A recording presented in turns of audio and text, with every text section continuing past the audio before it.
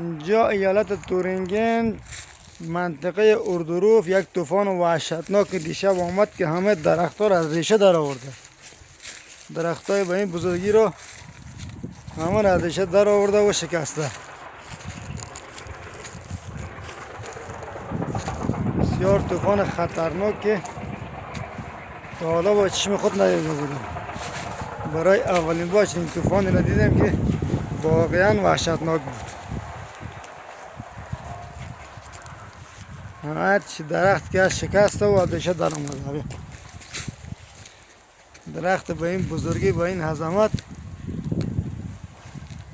از ریشه کاملا بیرون آمده. این هم یکی از قدرت‌های خداوند است که درخت به این بزرگی را از جاش کنده.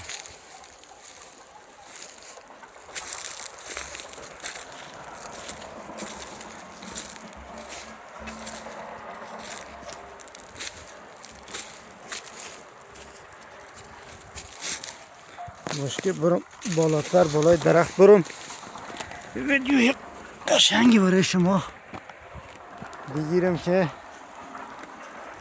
همه چیز معلوم باشه. من بالای درخت چپ شده برای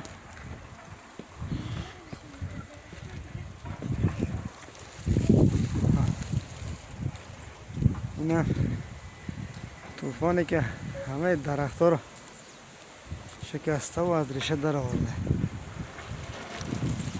ببینید شهر ایالت تورینگن، شهر اردروف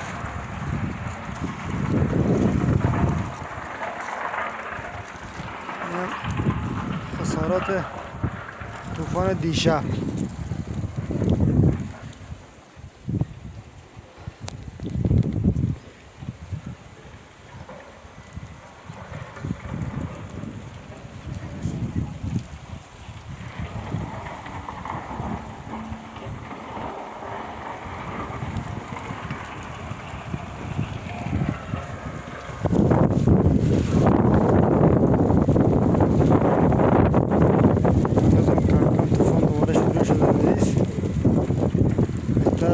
صدا بریم به طرف خانه.